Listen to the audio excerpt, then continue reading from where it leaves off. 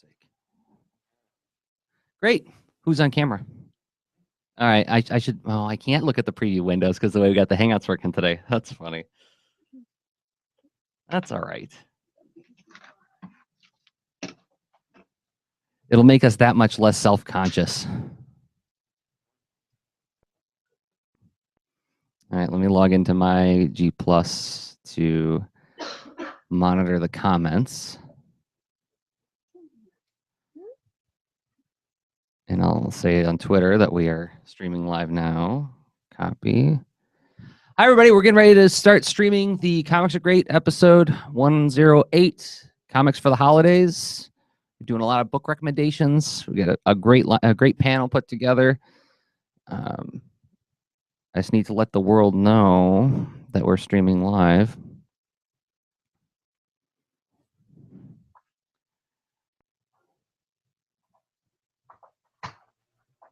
All right, give me half a cycle here.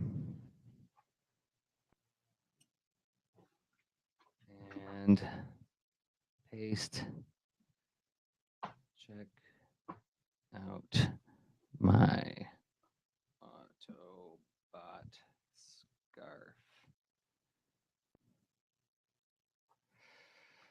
That'll get people in here.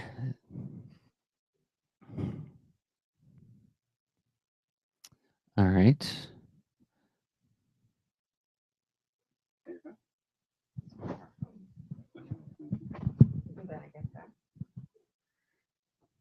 So, Dave, we got different music for the opening this year. Fun. You won't hear it.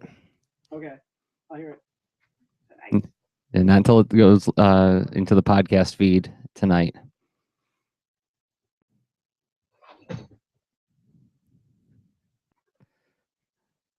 So, like on the camera, it looks like you're wearing like a true scarf. yeah. No, that worked out fine. That worked out great.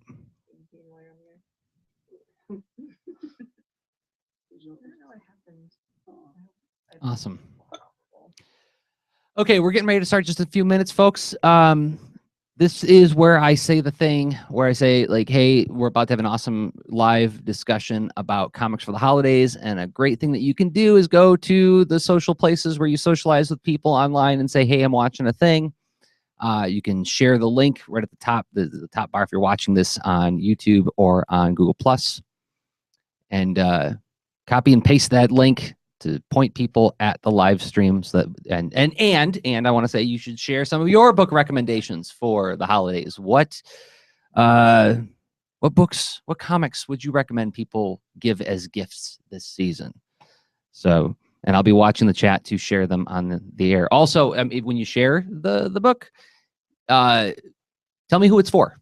What is the reader that this book is aimed at? What kind of reader would you recommend buying this book for? That would be helpful. Okay. Dave and Raina, are you guys ready to do the show? We're ready to do the show. It's been a while since I've had you on. So just to remind you, there's like a 40-second intro that we play where you guys, we will just sit quietly for that 40 seconds, and then I'll kick in with the Comics Are Great visual storytelling show. And then at the end, after I say, okay, bye, we won't hear each other for about 15 seconds. And then we'll come back, say our goodbyes, wish each other Merry Christmas, and go back to our lives. Sound good? Merry Christmas. Sure, sounds good. All right. So, Matt, I guess we're ready to go whenever you are. Just tell us when to be quiet.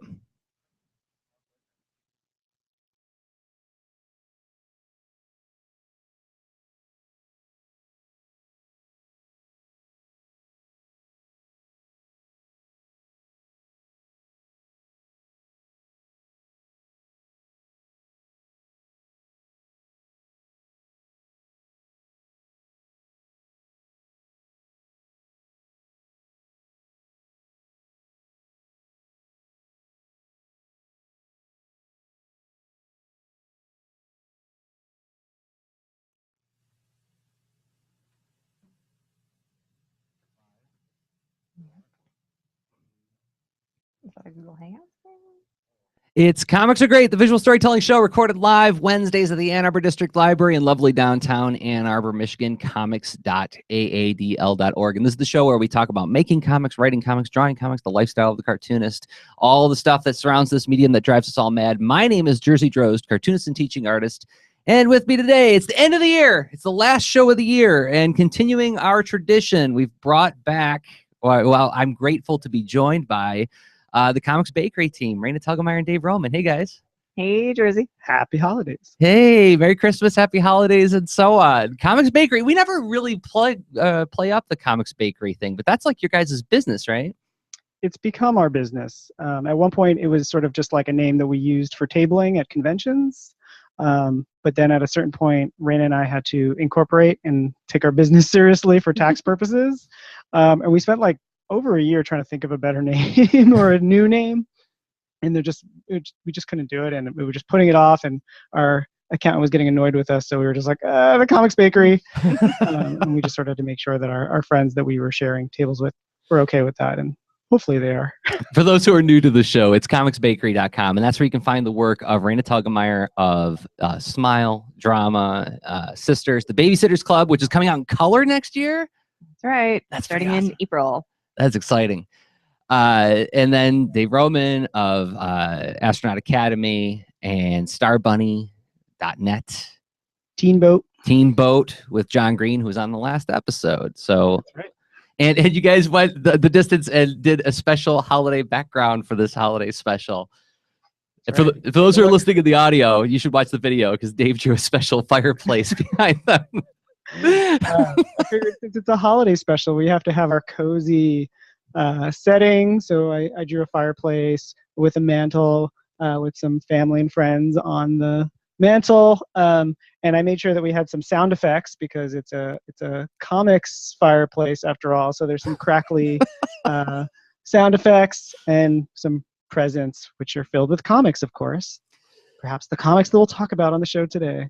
Probably. So awesome to have you guys back. And I should say that just for the people who are tuning in for the first time, you guys, this is going on our 4th year now of doing this. It was Comics Are Great episode 42 was the first end of the year episode with Raina. Then we did episode 69 with Raina, and then episode 91 last year. So I hope this tradition continues. So thank you guys. And then also in studio we have Ann Drozd, no relation. Hello. Ann Drozd of the Ann Arbor District Library. Actually, we are related, I guess. You by are law. my spouse. Yes. Yes. Okay. So full disclosure, we're married. And I also work at the Ann Arbor District Library. Yes. Yes. As Librarian. your production librarian, isn't that the official title? Yes. What does that mean? It means that I work in IT and I get to do all sorts of fantastic things to support all of the wonderful projects that happen here at the library, including ordering books, doing programming, getting events to happen. I'm working on tools collections. Can we talk about the tools collection just for a second? Because that just got rolled out last weekend at Tiny Expo. Well, no, the tools collection has been Well, no, a but the thing for art a while, tools but collection. we are starting to roll out more art tools. So, like what? Oh, I can get a paintbrush at the library? That's dumb. No, we are trying to get things in people's hands that they wouldn't necessarily try out, like a paintbrush, which has a very low cost for you to get involved in painting. You can spend like a couple bucks and get a paintbrush. We have Wacom tablets. So there are now graphics tablets if people want to get into digital art, yarn swifts and ball winders. Spinning wheels, right? Soon to be coming, spinning wheels, sewing machines, a bunch of really exciting things. I could check out a sewing machine at the library. Excited about, yes. That is really cool. And I could check out Wacom tablets at the library. Yes, you can. That's amazing. And I mean, you got like all sizes. Like you got like a mammoth one that you Yes, can we check have out. the Intuos Pro, which is really large and was a little bit too much for me to handle. I'm used to drawing on a small surface, so it was kind of overwhelming when I tried it out to be like, I have all this space that I can draw on. Yeah. So it was really cool to try out though, and I think that I could get used to drawing on something that large. Could you? Yes, It was hurting my shoulder working that big, but I just think it's amazing that we live in a time where your library lends out professional art tools to the public. That is so cool. And it's so cool that you get to be a part of that. Yeah, it's very exciting. And we should say you're the selector of comics for the library now. I am selecting comics, which I am very thrilled to be doing. Yeah. Wow. So Yes. that's a lot of power to wield. So It's a great responsibility. Yes. I could be not ordering something that the community really needs to have. So, but you're yes. also like so conscientious because my hands went like this when I found out that you were the comic selector, but I don't have any special privileges in that No, regard. you do not. Nope. That's a bummer. Okay, well, we're supposed to talk about comics for the holidays, and so I assembled a crack team to talk about. It's middle of December at the time of this live stream, so you may be wondering, like, this is like we're kind of like in like the real last minute shopping kind of time period. As a matter of fact, Raina, today's the last day to order signed copies of your books, right, from the Astoria Yeah. Bookshop. The local indie bookstore that I work with in my neighborhood has graciously been able to allow people to order books through their website, and they'll ship them anywhere in the world. And today is the last day for domestic orders. So the bookstore is called the Astoria Bookshop. Their website is astoriabooks.com. And if you want to go right to the Raina Telgemeier page, it's astoriabooks.com. Wait, Astoria Books or Astoria Bookshop? Sorry, astoriabookshop.com/Raina, Raina. And I'll go and sign them for you tomorrow, and then you'll get them in time for Christmas. Oh wow, you're gonna sign them like day of shipping. Yeah. Oh wow. Yeah, we're doing things on the ball over here. After you did tens of thousands of autographs on all those special books for Black Friday that went out. Oh my gosh. It was 5,500, but Oh, wow. On top of all the books you signed while on tour. yeah, 2014's been a year. Yeah, I bet it has. I bet we could do a whole episode just on like your year in review. But you could also find the post about where to get the books at goraina.com. Mhm. That's one of the top posts on there. Okay, so yeah, this is the time where it's like, okay, I got to get something for somebody. I don't know what to buy, and then also, maybe you want to buy some comics for somebody for the holiday season. So we've all got a big pile of books to talk up to say, like, this is who it's for. This is why you should get it. This is why the story is interesting. This is why the book stands apart. Who wants to start? Who wants to go first? I'm happy to. Okay, please. All right. So a book that came out in September that I'm very, very fond of is Tomboy by Liz Prince. And this is Liz's autobiographical story of growing up as a tomboy in a world that doesn't really know what to do with people that fall outside of the totally standard gender norms. And Liz is amazing because she's from a really early age just sort of identified simply as herself. And this book goes up till the point where she's in high school, and she does things like try out for the baseball team and then have to stop playing baseball because puberty doesn't really jive with certain aspects of that. And then just like having to wear dresses and a skirt at Catholic school, and her crushes on boys, which people don't quite understand because they're like, but you're a tomboy, you must also be a lesbian. So this is a really honest and touching book about someone who really knows who they are. And I want to say that it's a good book for readers who have read Smile and have sort of grown into like the high school years. And it's not perfect for readers of Smile because there is some more mature content in it. There is some swearing and some smoking and some, just discussion of sexuality and gender. But for high schoolers, I think it's a fantastic, fantastic read. So that's my first recommendation. And it's published by Zest Books. So you can find this hopefully in most bookstores, and it's gotten onto some of the best of the year lists, and I really, really love it. It's really awesome. So Tomboy by Liz Prince. Liz Prince. She goes by Comic Nerd on Twitter. And that's nerd without an E in it. It's NRRD. NRRD. I mean, it would seem like those kind of themes would be appropriate for a lot of high schoolers. That's the age where you're getting exposed to that kind of stuff. Even if you're not participating in that kind of stuff, you see kids doing stuff like that. Like there's Tobacco shows up when you're in high school, depending on what high school you go to, right? Tobacco didn't show up at my high school at all. Oh well. Well, that was the qualifier that I threw in there. But like even at the school Ann and I went to when we were kids, like there was like the cool kid in the leather jacket who sat out in the atrium at lunch and like just defiantly lit up, right? We didn't emulate his behavior, but they were there. They were there. Yeah. There were a lot of them. So, but yes, I guess you do have to throw out those disclaimers, Raina, just because the age we live in and this country is very diverse. Dave, do you have a pick?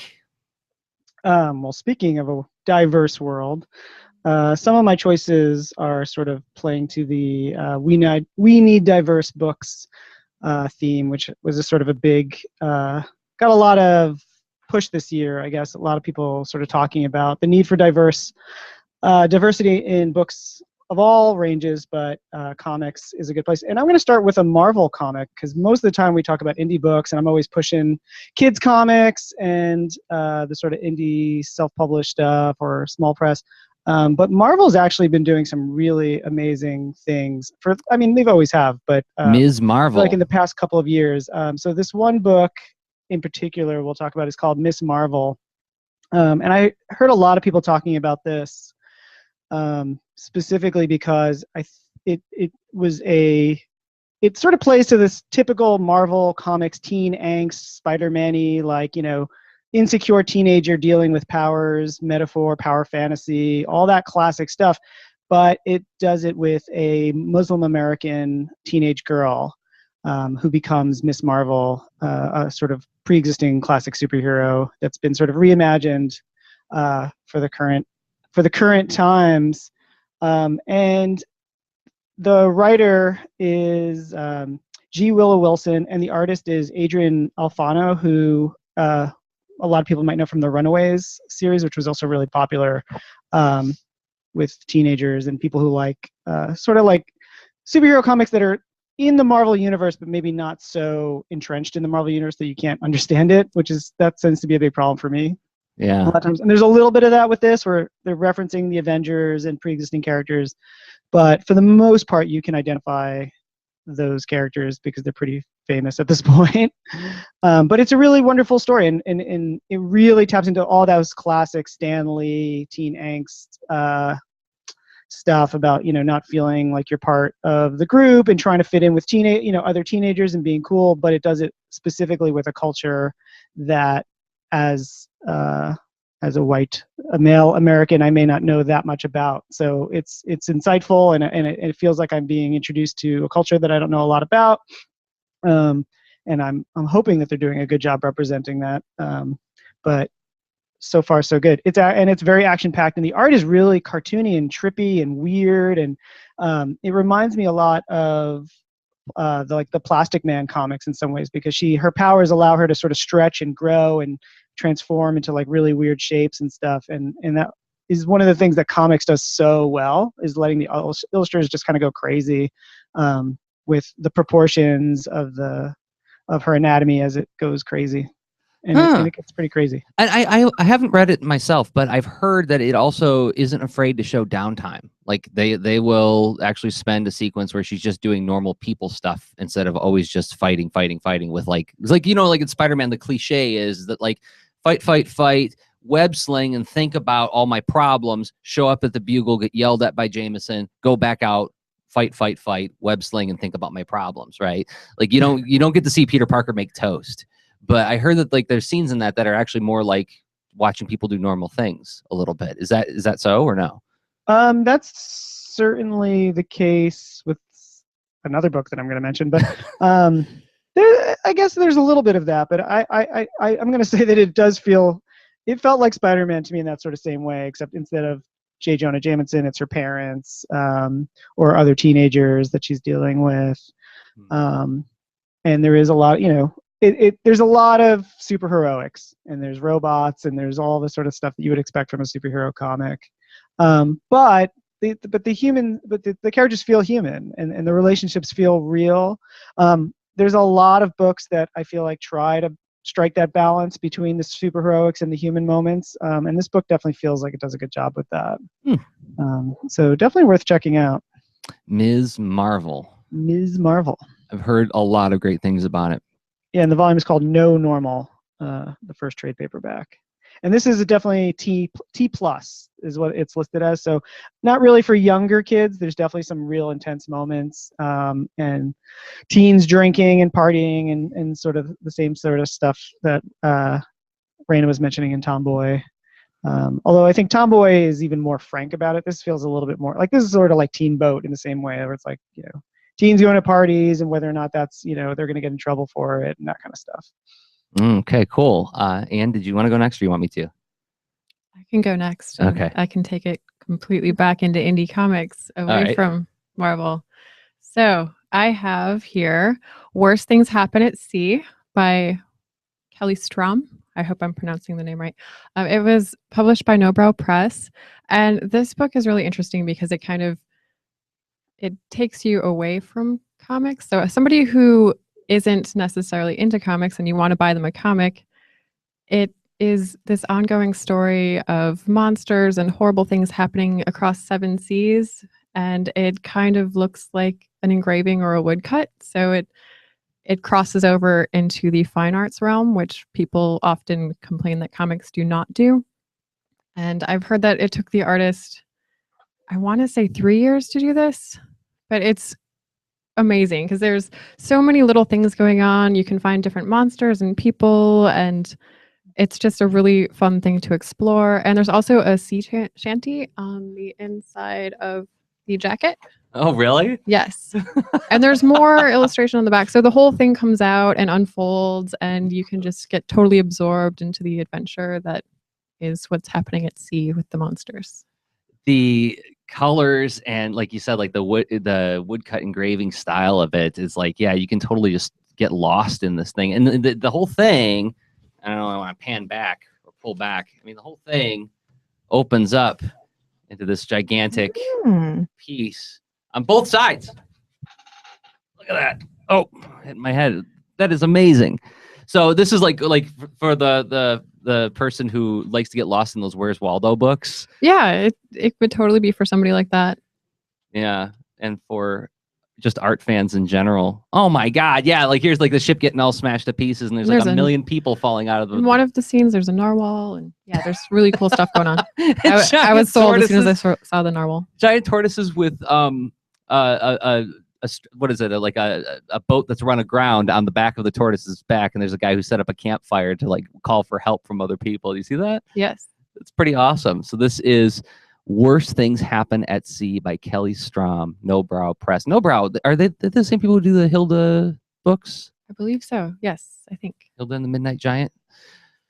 Okay, cool. All right. Well, for me, gosh, where do I want to start? I'm going to go more mainstreamy, but not mainstream comics, right? Like when we say mainstream comics, we always think of superheroes or at least people in the comics world. But I mean like just general interest kind of thing. Box Brown's Andre the Giant. Now, I had a funny conversation with a 19-year-old a couple weeks back where they were looking at the guest list for a comic convention. And they saw a bunch of cartoonist names and they saw a bunch of pro wrestlers' names. And this 19-year-old said to me, he's like, what does wrestling have to do with comics? And I was like, oh, that's right. It's more separate nowadays. But when we were kids, like they seemed like... Dave, were you into pro wrestling when you were a little kid? A little bit at least? When I was a little kid, during the whole Hulkamania, Junkyard Dog, Stevie Lauper time for wrestling. When the Saturday morning cartoon was around. Because I was into it then too. Were you really? I loved the Saturday morning cartoon. Yeah. Okay, so like, yeah, they were just like really, really embedded in pop culture at that time, and now it seems like it's a little bit more distinct than like the girls who are on Tumblr reading Noelle Stevenson stuff aren't necessarily super into Dusty Rhodes or whoever's popular now. But anyway, it's Box Brown did a biography of Andre the Giant. This was published by First Second, and it is gosh, if you are a fan of Seth, if you're a fan of Fantagraphics books, I think you'd get a kick out of this. The art at any rate, but also like it's the story of how it's the story of his life. It's the story of like growing up on a farm in France and learning, like just starting out being like just a really, really big kid. Like he couldn't take the bus anymore as of age 12 because he was just so large. But he didn't know until well into his 20s that he had some kind of condition that was like life threatening. It's how it chronicles his rise to fame as a wrestler. It tells a lot of stories that come from word of mouth, other wrestlers who say like he did this, he did that. The man could drink. He could really drink. Like he would say bring me a quadruple screwdriver in a pint glass, and then he would say keep them coming. And it chronicles his life in Japan, how he became like a huge wrestling star in Japan, and then eventually became a huge star in the United States, and then leads all the way up to WrestleMania 3, where he passes the torch to Hulk Hogan. And it's really funny and somewhat heartbreaking. And Box Brown, you can tell he really loves the subject matter, and he has a lot of respect for Andre, but he doesn't pull any punches with some of the stories that he tells in there. There's some things he does that aren't quite so wonderful, but it's always couched with this whole this tension of having this really awesome life where he's surrounded by all these friends and he gets to travel and he gets to do all these exciting things, but everywhere he goes, he's treated like there's this giant monster in the room, right? He can't go anywhere. Like, how do you become incognito when you're 7'4" and weigh 600 pounds? You can't, right? And especially once he became like a wrestling star. But it was a great read, and of course, for second, I mean, just look for that logo and then just buy it. But yeah, Box Brown, Andre the Giant, I really got a kick out of it, and yeah, Box Brown does great stuff. So, who's next? Are we going back around the table? Sure, we can go back around the table. I gotta take this scarf off. I'm boiling over. So my next recommendation is Strong Female Protagonist, Book 1 by Brennan Lee Mulligan and Molly Ostertag. And this is a webcomic that was kickstarted very successfully into a graphic novel.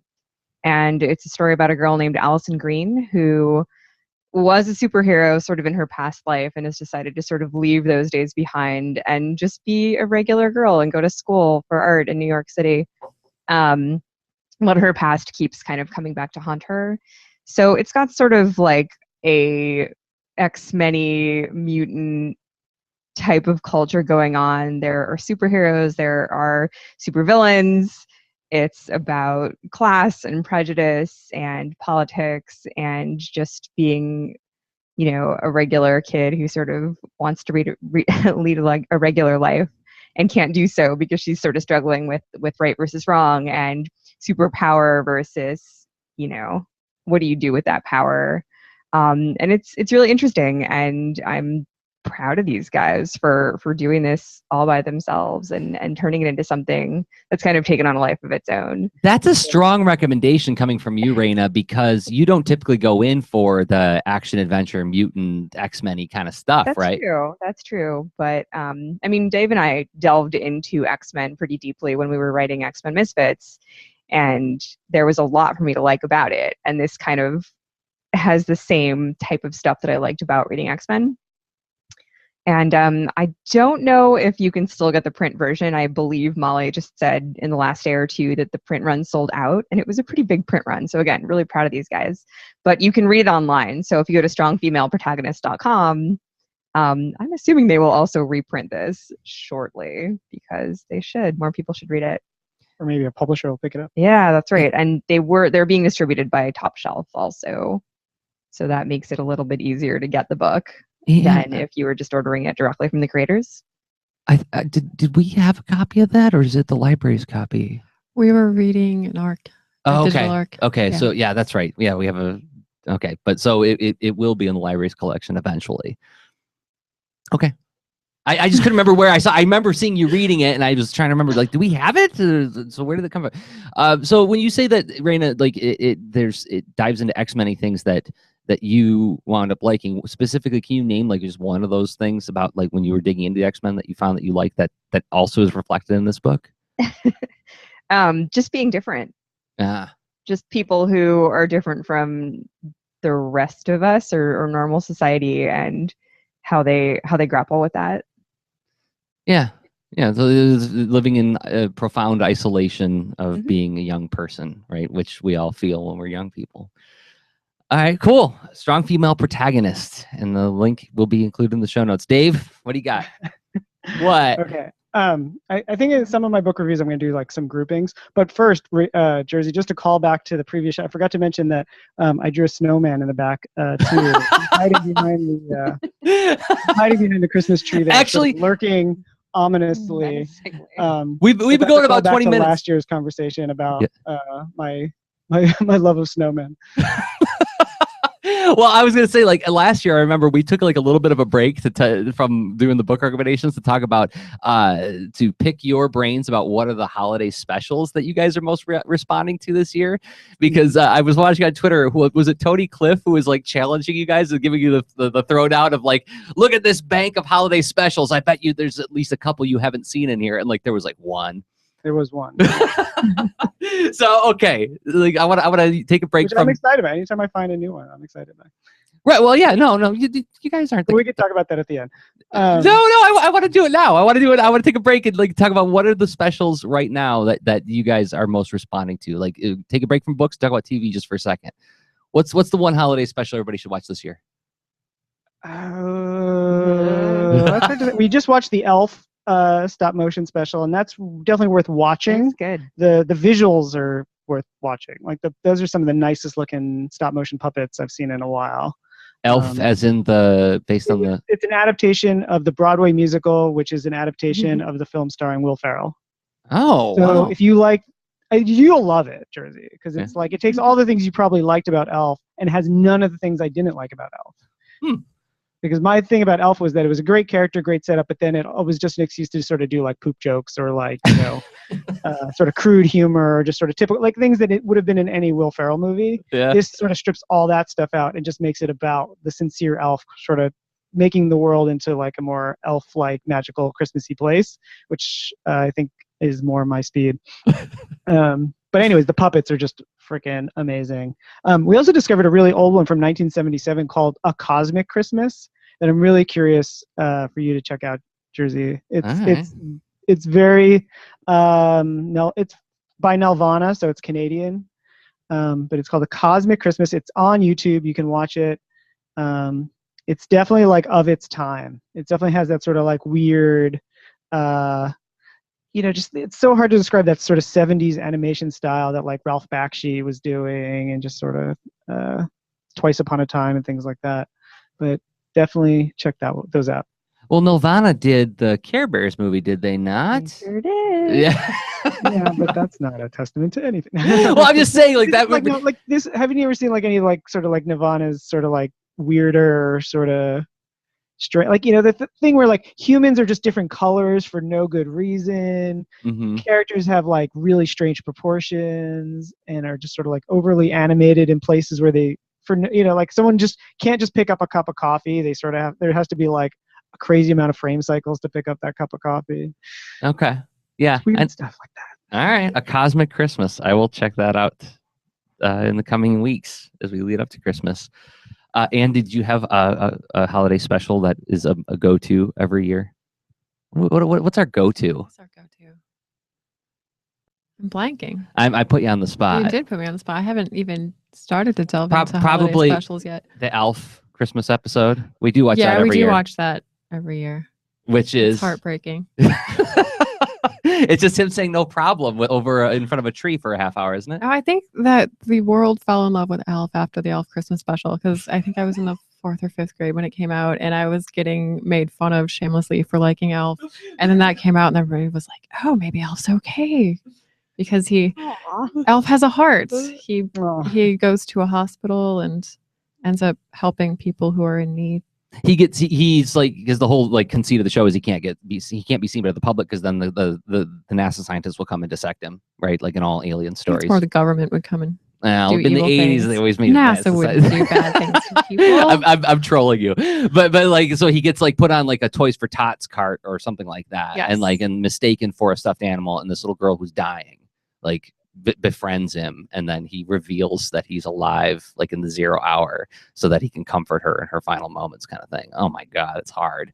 It's a hard special to get through. And he also rescues a man who is suicidal, and it's a guy's wife dies, and then he's going to give all of his stuff away. Nothing left to live for. Nothing left to live for, and so Elf reveals himself to this man as well as a Christmas angel. kind of It's a Wonderful Lifestyle. But it actually is like really emotionally difficult, right? Yes, I cry every year when I watch it, and I know what's coming, and I still cry. Okay, all right. So break time over. Now we get to your next book recommendation, Dave. Okay. This is sort of double recommendation for the recovering goths out there, like myself. So even though I love snowmen now, I went through my sort of melodramatic teen phase, of which Edward Scissorhands was a really, really big part of my teenagedom. I'm gonna admit it. I was really into that movie, Edward Scissorhands, and yeah, I related to it, and I probably did very emo paintings inspired by Tim Burton movies. So for all those people like myself, the Edward Scissorhands comic that just came out from IDW, it's written by Kate Leth, and it's drawn by Drew Roush. Drew has been an artist for Slave Labor Graphics on tons of projects for them, mostly creator-owned stuff, some collaborations with other artists and writers. This is a really high-profile thing for him, and his style is it's such an interesting choice because you can't tell from the cover, so I should probably see if I can open it up. But the art is, back to that lack of a better word, very cartoony, very sort of Chuck Jones animation, very expressive, big eyes. It kind of reminds me of the Beetlejuice cartoon. Yes, it does look sort of like the Beetlejuice cartoon. I don't know why I didn't make that connection, and I wonder if Drew kind of intentionally did that. But the story picks up quite a few years after the movie, and deals with the granddaughter character that's introduced at the very end of Edward Scissorhands. And it's actually really kind of thoughtful, and definitely for fans of that movie, they're really respecting the mythology and trying to build off that and sort of doing a sort of logical next step. It was actually really good. I bought this more as like a curiosity piece, as like, oh my God, I could never imagine an Edward Scissorhands comic, when I was a kid. Like that's just crazy to me. Well, because it did a really good job with it. It's really, I didn't just like it just from a nostalgic standpoint. I actually kind of enjoyed it just as a book. Like it's actually pretty good. Well, yeah, it's such a surprise considering the people involved, but I'm still a natural born skeptic when it comes to childhood things being sort of brought back. Well, especially because Edward Scissorhands is like this kind of self-contained fairy tale, right? Yeah, I don't know if I wanted to see more out of Edward Scissorhands. Right. Yeah, you don't want to know if he did anything after Winona Ryder's character dies, right? Exactly. But that said, in comic form, you can sometimes get away with that stuff. You can distance yourself enough from the movie, but they do a good job. Can I just real quickly add to that? On a similar note, they're making new Sandman comics, and much like Edward Scissorhands, Sandman was a big part of my high school years, and I think a lot of people got into comics because of Sandman and stuff like Sandman. The Vertigo line in the late 90s, early 2000s was like a huge part of our lives. The edgy comics, the literary comics, and I don't think a lot of people may not even realize that they're making new Sandman comics and that Neil Gaiman is writing them. I found out this because I was in Miami, and a guy found out I like comics and started talking to me about the comics he liked and mentioned it, and I was like, oh, I didn't even know they're making new Sandman comics. That seems like a really big deal to people of my generation. And it's drawn by J.H. Williams III. Holy cow, that guy is a really good illustrator. They're really, really, really beautiful. And similar to the book that Anne just showed, it's got a fold-out spread that folds out. It's got the double fold-out spread, crazy, elaborate scenes like that. Oh, wow. I first saw in Frank Miller's Ronin book. That blew me away. So, yeah. Speaking of intended audiences for these things, something I found in my years of teaching is that to this day, I still get in my teen classes or in my preteen classes that little girl who just reads nothing but manga.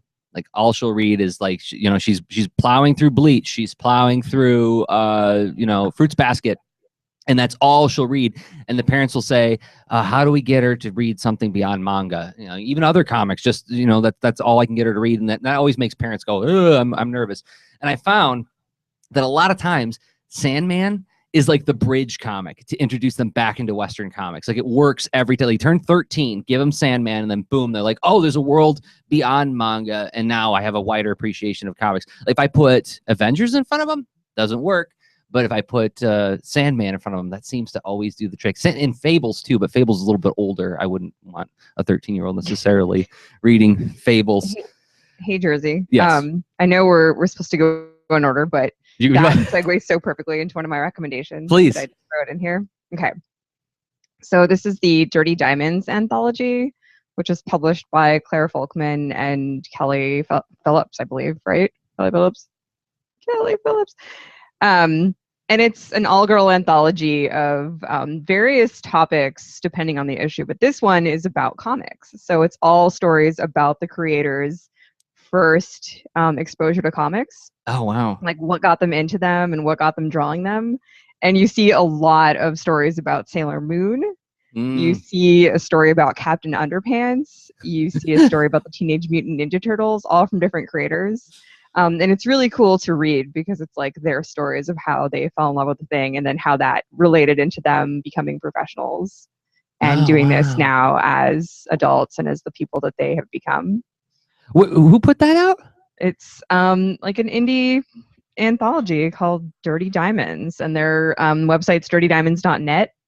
I was right. Claire Folkman and Kelly Phillips are the editors, and I think it's like an ongoing thing. So they do a different subject for every anthology. This is issue number 5. Wow. Yeah, it's awesome. All right, Dirty Diamonds. .net. .net. All right, cool. All right, well, speaking of comics on the web, I'll get to one of my recommendations. I have become obsessed with this comic, and this is a comic by Megan Brennan. It's called Pencil Pup. I know I've talked it up in a lot of places, but she has done something really unique and special with this comic. It is about. Did I do this one last year, Dave? Tell me I didn't. You've talked about it on Comics Are Great. Okay. Not specifically on the Christmas episode. But she's got 3 volumes out now. Right. And like, first of all, these mini comics are so darn cute. I mean, she like made the first volume where it's like a composition book that when you open it up, like there's like the notebook paper and there's Pencil Pup. And the second one is like I don't know what kind of book this is. It's like a scrapbook kind of deal with another cut image that opens to the notebook paper. The third one is this amazing Lisa Frank cover that with the sparkly tape on the side. And I know she went through a lot of trouble to find just the right kind of sparkly tape to bind the book. But what's it about? What's the content? It's about a girl who wakes up in this weird paper dimension where she doesn't know where she is. She doesn't know how she got there. She doesn't even know her name. We don't even know the girl's name, and we're 3 volumes in on this thing. And there's this little puppy with pencils for legs who keeps talking in this cheerful kind of larger than life way where like the speech, I don't even know if we can see this, but like Pencil Pup's speech will be like these giant word clouds behind him. And he's cheerfully ordering her to draw things with him and be a pal. And then there's this helper owl who shows up who doesn't give her much help. And it's all about her trying to figure out where she is, why she's there, and how do I get out. And every time she tries to leave or get away, she makes Pencil Pup very sad. And when Pencil Pup gets sad, he gets kind of angry in a very kind of cute and scary way. So like I've said before, it reminds me of the Twilight Zone episode. Do you remember this one, Ann? The one where like the 4 people wake up in this room with no door, and there's like a clown, and there's like a military guy, and there's a ballerina, and they don't know why they're there. Do you remember that one? Yes. And It does then have that same feel. yeah, it has like this kind of like eerie, cute feeling to it of this anxious, how do I get out of here? There's something sinister going on, but it's adorable. So it's when you pick it up, you think that it's just going to be cuteness that's going to overwhelm you, but then there's this dark side, this lovely, eerie dark side that it's creepy. But I mean, this kind of goes back to like the Edward Scissorhands thing, Dave. Is like I think of Tim Burton stuff. Tim Burton navigates that line very well. He can make it something that feels cute and warm, but also kind of creepy. But she does it in a way where it emphasizes the cute first, and the creepy is in like the undertones of the book. Anyway, she's doing something super special with this book, and I think everybody should be going to pencilpup.com and reading it and buying all the mini comics. And how has she not been published yet is what I want to know. So pencilpup.com. Get it for anybody who enjoys cute things and the Twilight Zone. I would say that's the audience for this thing. And I love it. So who wants to go next? Anne, do you want something? Let's see. I'm probably going to take it in a totally different direction. Although this kind of goes in. Let's see. We've got Jules Pfeiffer, Kill My Mother. Not autobiographical. He does not want to kill his mother. Okay. This is taking us back to. You want me to take it? I'll give that to you. All right. For those not familiar with Jules Pfeiffer, he usually does like satiric, political, social commentary in lovely line drawings. This is his take on a noir comic, kind of shooting back to the days of Will Eisner and Milton Caniff, like The Spirit. Also kind of reminiscent of noir movies like Maltese Falcon, Big Sleep, those sorts of things. So it also, the art style, you can tell it's Jules Pfeiffer because of the line work, the very loose, sketchy, beautiful line work. I love his stuff. But also he kind of does a throwback to American realist painting, which is something that Will Eisner did as well. So it's harking back to maybe like the 40s and 50s storytelling, serials, those types of stories, not the serials that everybody is all crazy about right now, which is on NPR. It's not that type of serial, although there is crime involved. But it's like an ongoing story, escapist, like Great Depression era type of serial. And this is definitely for adults, but I think that most anyone who likes a good mystery is going to love this. And is a fan of like 1940s kind of movies and noir film, and also just like really, really cool, like energized art. Like that, it's got like that awesome scribbly thing that he does where like it looks loose and unfinished, but there's so much life in all the figures. Yeah, it's just showing movement in a wonderful, minimalistic way. Yeah, he's awesome. When did this come out? This year. Really? Yeah. Oh, Kill My Mother, graphic novel by Jules Pfeiffer. I gotta hijack it and go to mine because I got one that's related to that.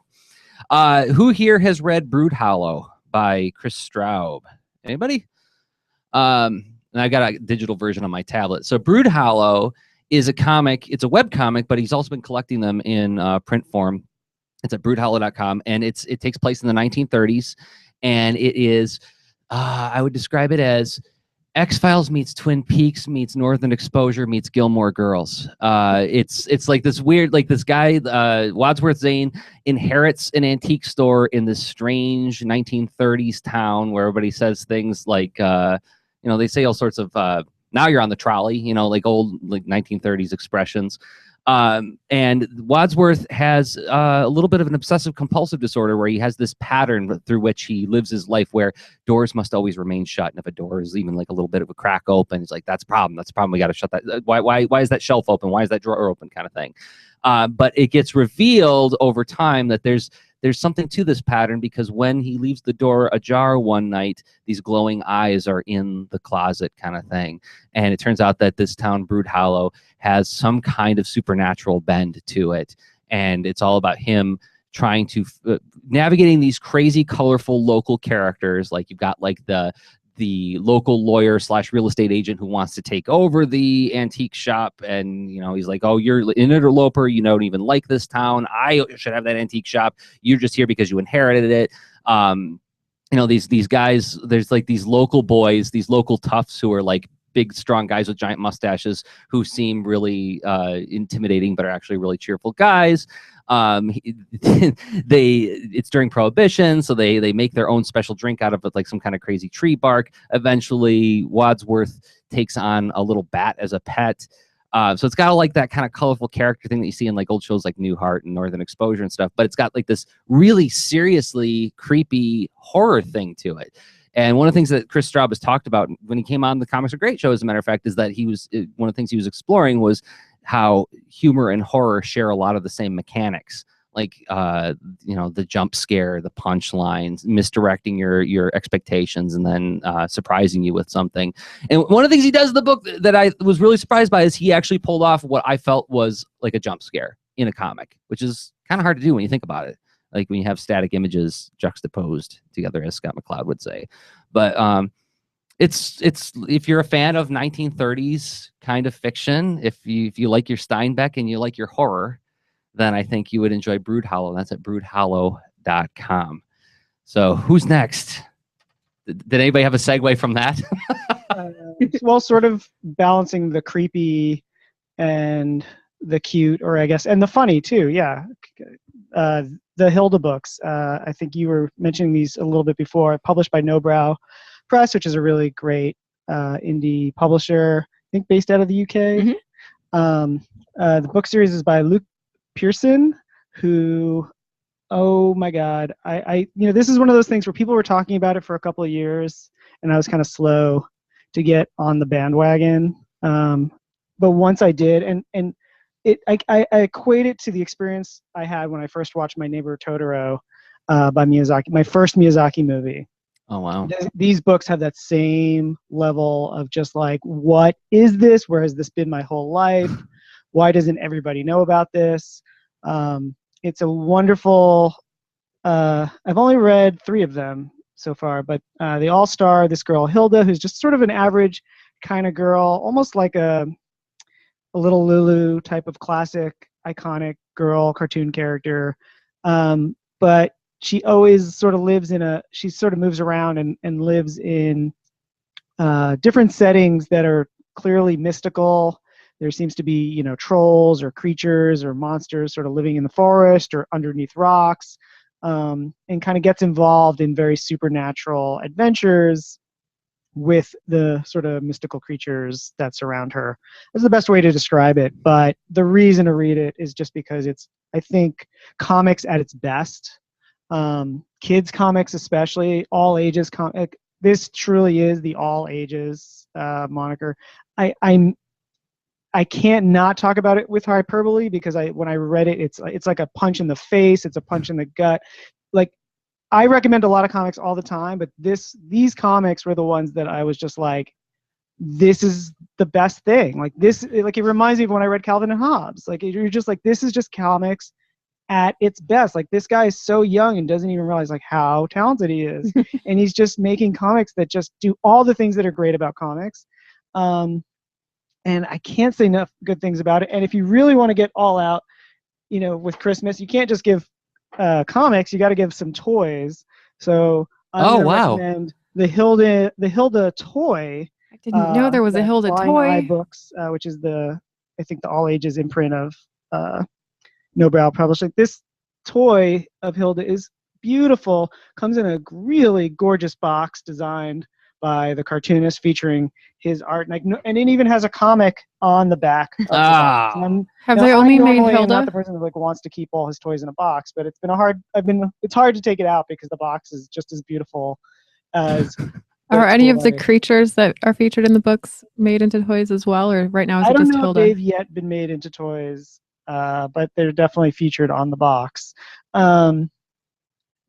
This is just so cool, like to see a character that's, this is not like a super famous character yet. This is like, there've only been a few books. It's by a sort of smaller press. So to see a really beautiful toy made, from the drawings of this cartoonist is really exciting for me as a fellow cartoonist. But yeah, holy cow, the Hilda books are so good.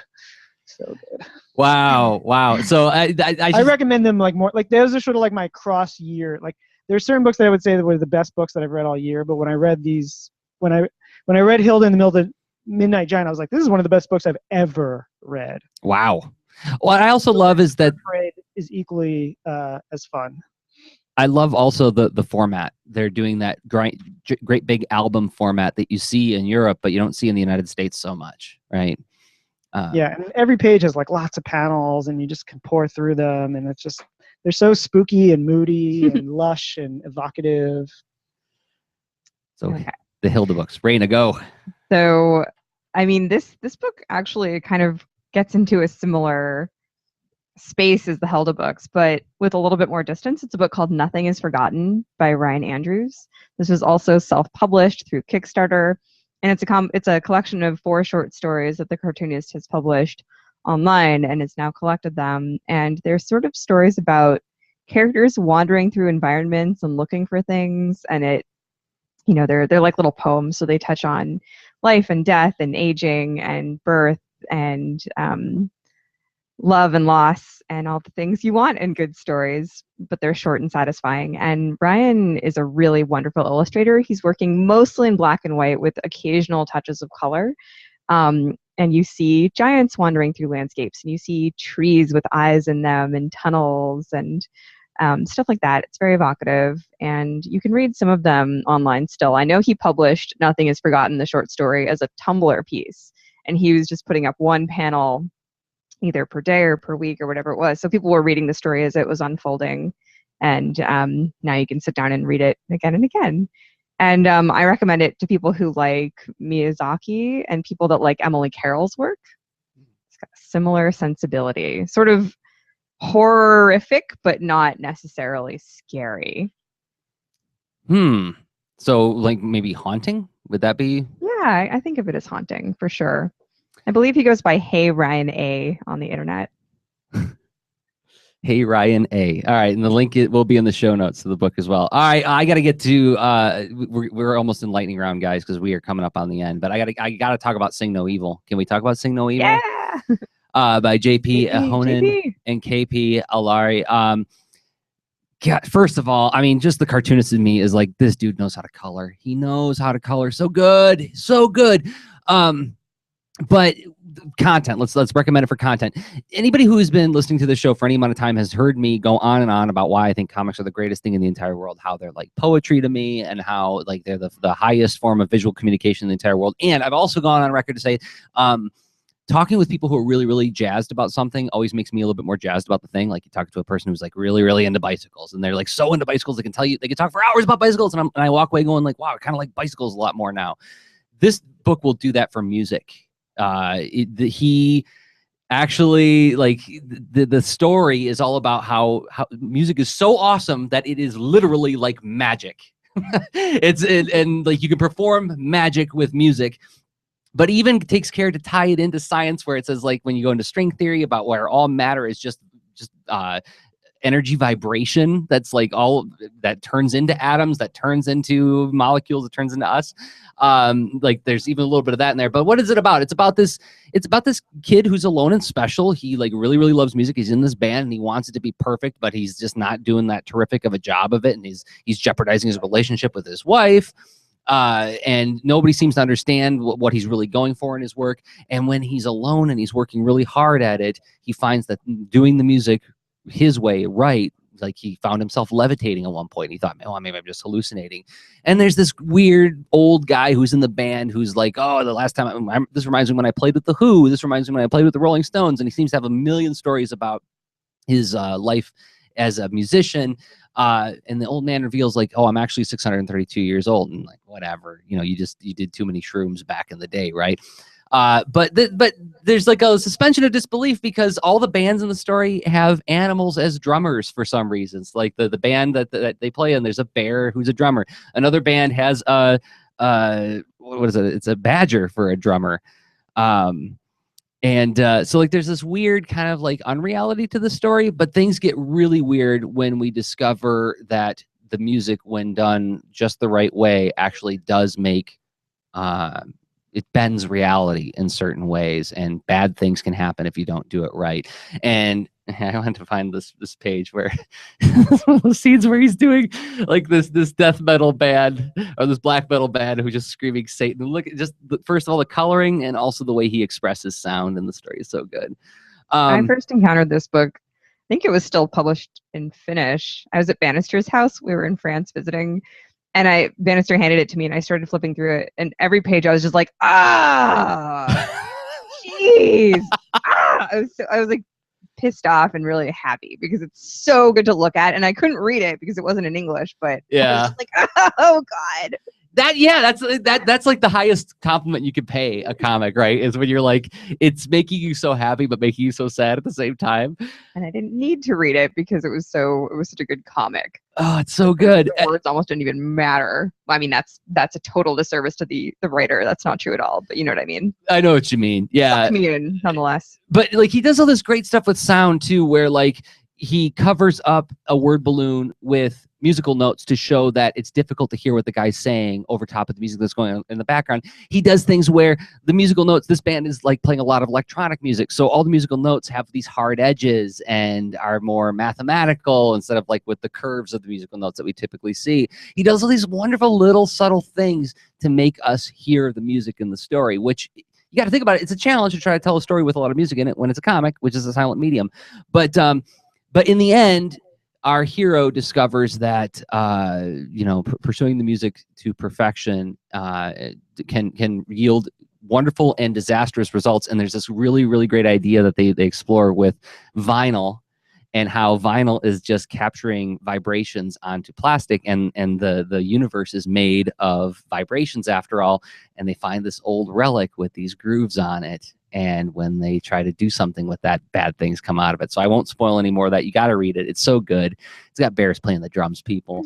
But it's also just beautifully done. And I would recommend this to anybody who, I mean, comics reader or not, but especially that friend of yours who is like really, really into music and like has like a large vinyl collection all alphabetized. I think that they will really appreciate that. You could tell that JP really loves music a lot.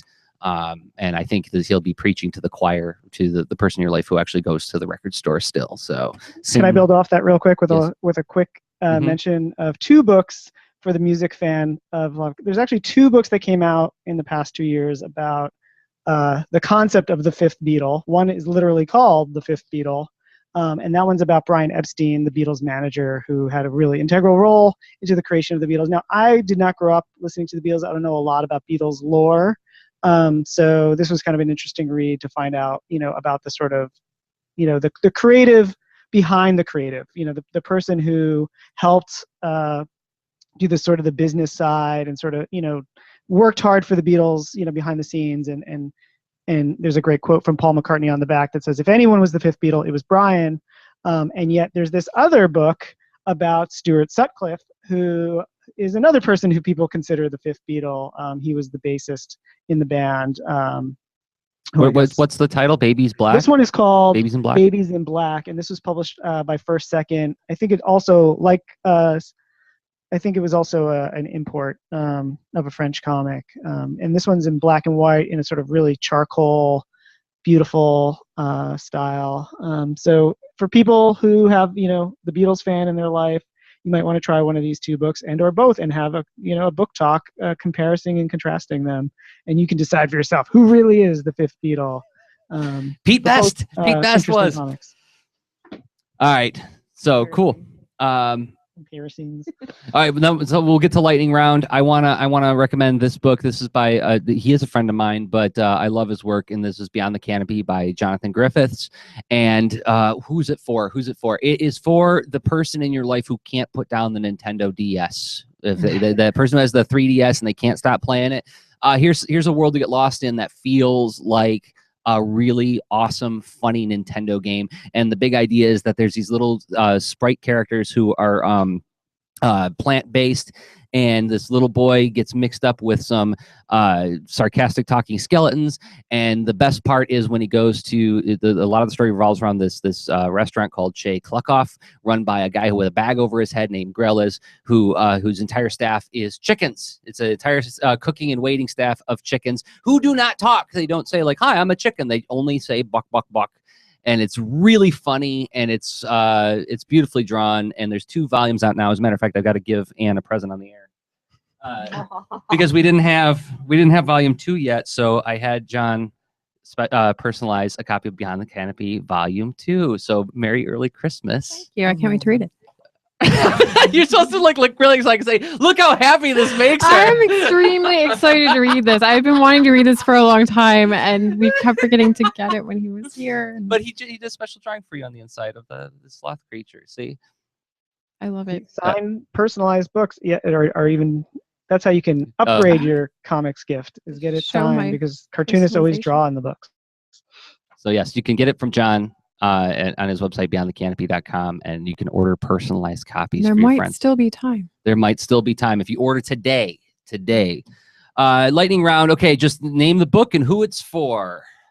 Dinosaurs in Space by Pronis T. And I don't know how to pronounce his last name. I don't know if anyone can help me out. It's Nagikitis. Nagikitis. This is for anyone who loves dinosaurs and space. It tells you that the dinosaurs did not die on the Earth, and there are more adventures with dinosaurs. And it is for kids, young kids, could be preschool through death. It's fantastic.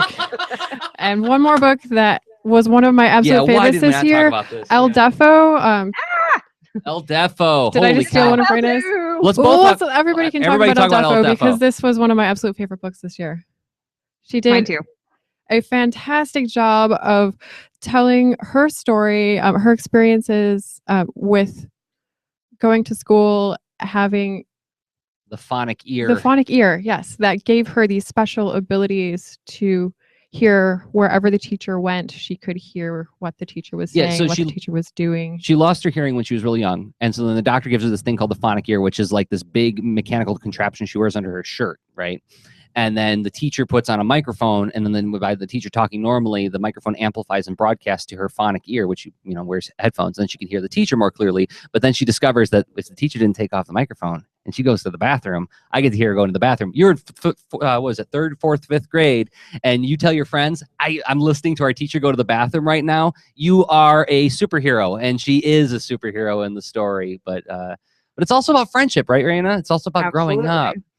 No, this is my favorite book of the year. I mean, it's my favorite book of maybe the last 5 years. I think it's amazing.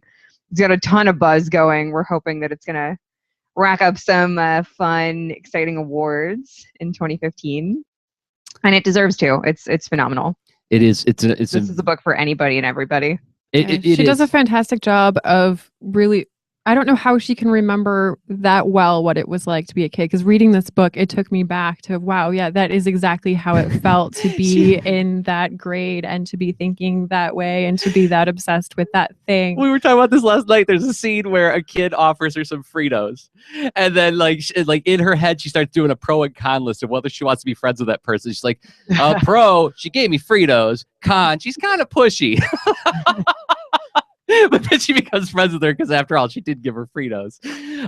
But she also does, okay, so when we say this book is for anybody, something that I see a lot of comics, not a lot, but some comics publishers, and I'm not going to name names, they do books that have somewhat straightforward 4-panel box on a page storytelling, because they're really trying to get people who don't read comics. And let's face it, when you get into like a Scott McCloudian kind of like bizarre simultaneous layout like he did with his Zot web comic, that can be confusing for some adults who haven't read comics in a long time. And I've seen it in my classrooms where adults will say to me, why is the artist doing this to me? I don't understand. So you'll see them do like this kind of pulled back, very grid style storytelling to appeal to the non-comics reader.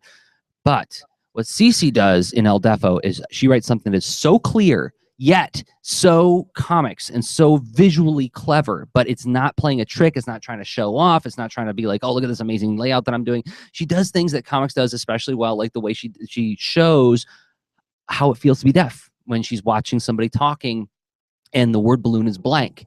And then, or if like somebody will be saying something, she does like really cool ways to like represent how visually represent sound for somebody who's hard of hearing in this book, but she does it in a way that you just don't question. You don't even think twice about it. And I think it'll be eminently clear to anybody who's never even read a comic before. And that's another thing I get so excited about this book, because it introduces a wider audience to the great mechanics that comics has as a medium, right? It's doubly awesome because comics don't actually have sound. So right. It's a recreation of sound, or it's a representation of sound. And here she is listening to her teacher go to the bathroom. Oh, it's so good.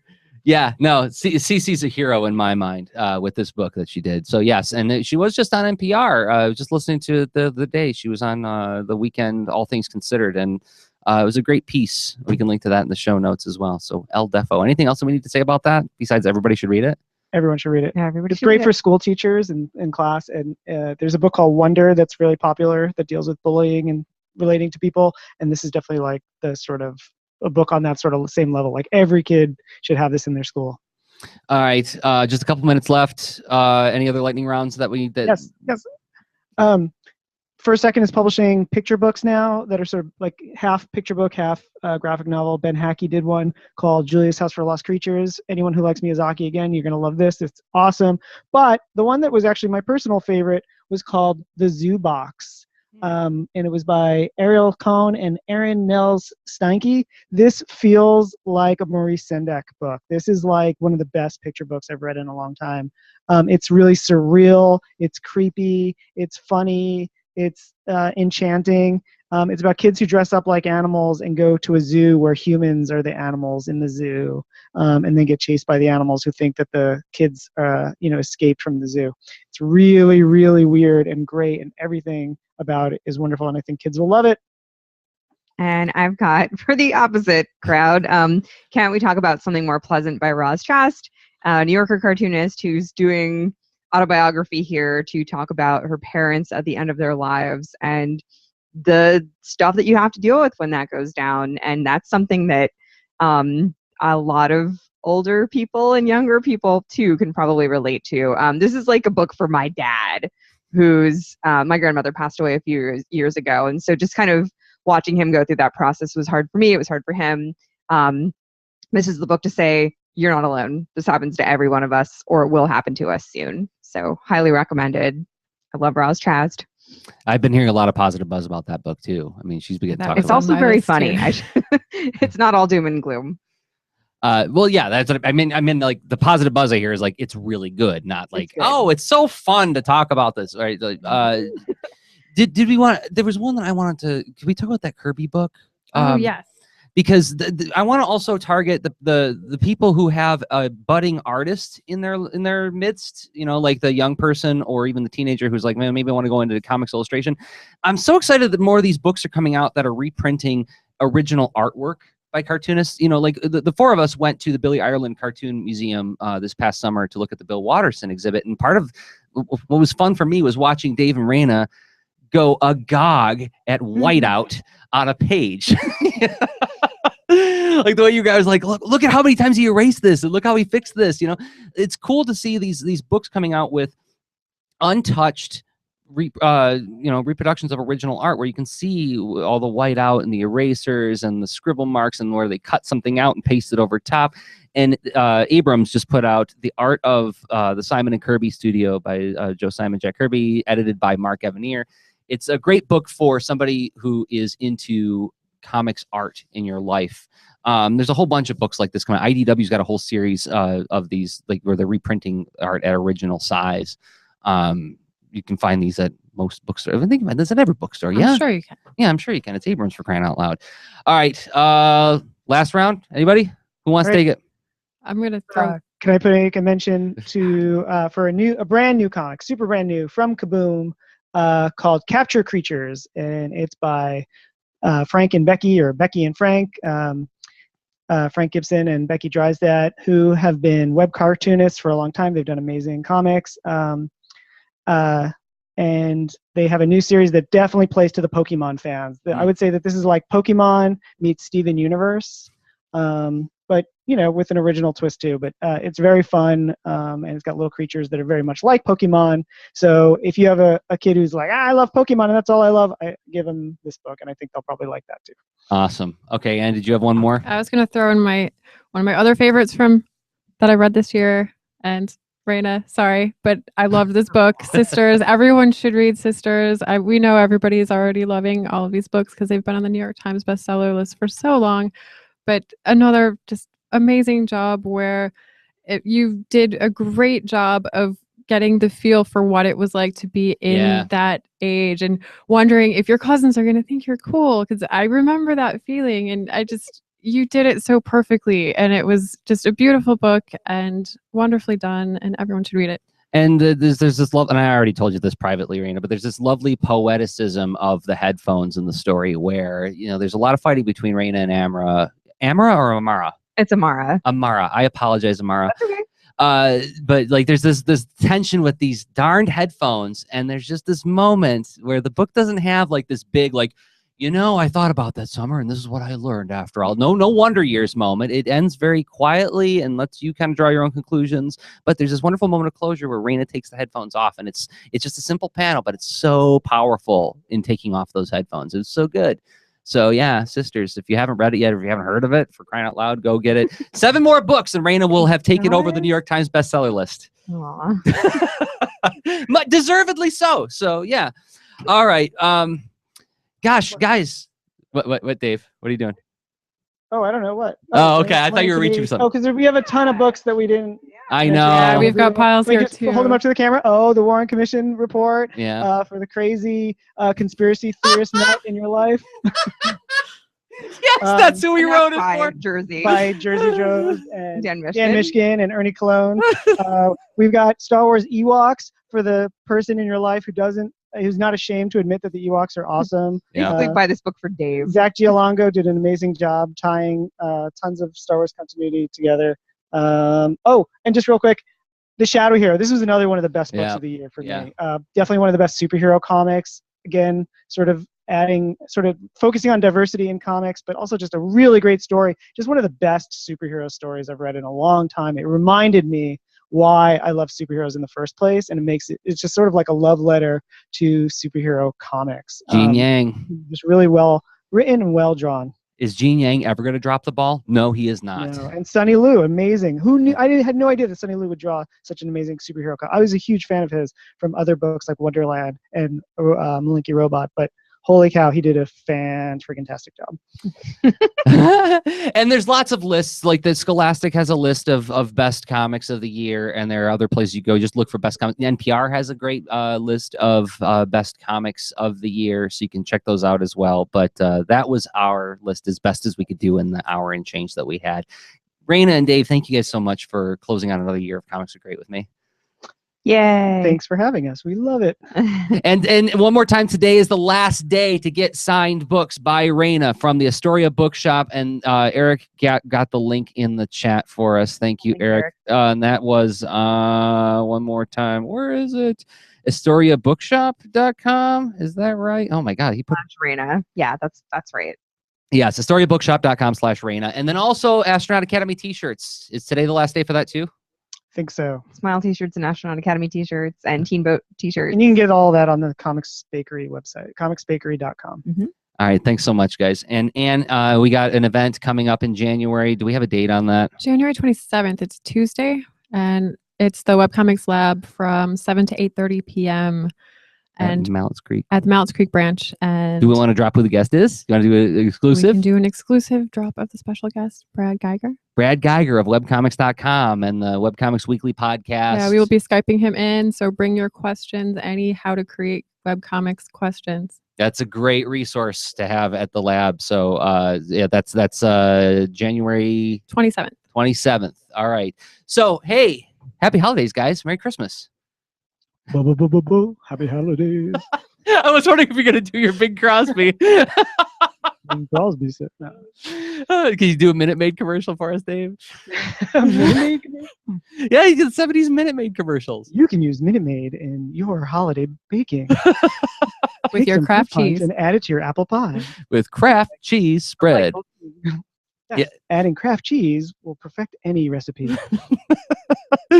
right. Well, this episode will be archived at comicsgreat.com/CAG108. If you enjoyed this discussion, if you've been enjoying the show this year, a great present you could give to me is to give the show a star rating on on iTunes, however many stars you think it deserves. Or if you're watching it on YouTube, giving it a thumbs up helps more people find the show. Thank you to Dave and Raina of comicsbakery.com. Thanks to Androst Ethelfred on Twitter, if people want to follow you. Yeah. Sure. Cartoonists, if cartoonists want to harangue you about, hey, buy my book, they should follow you on Twitter at Ethelfred, right? Go ahead. I'll check out your site then. And thanks to Know your selector. Know your selector. And thanks to Matt Dubay and Eric Closer in the control room for stitching this thing together week after week after week. Thanks to the Ann Arbor District Library for letting me do this show on Wednesdays in their studio here in Ann Arbor, Michigan. Until next time, everybody, I have been Jersey Drozd of comicsargreat.com, Jersey on Twitter. Okay, bye.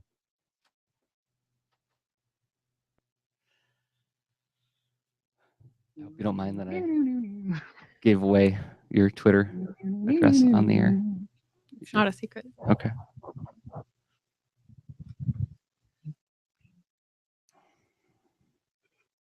All right. Shut this down.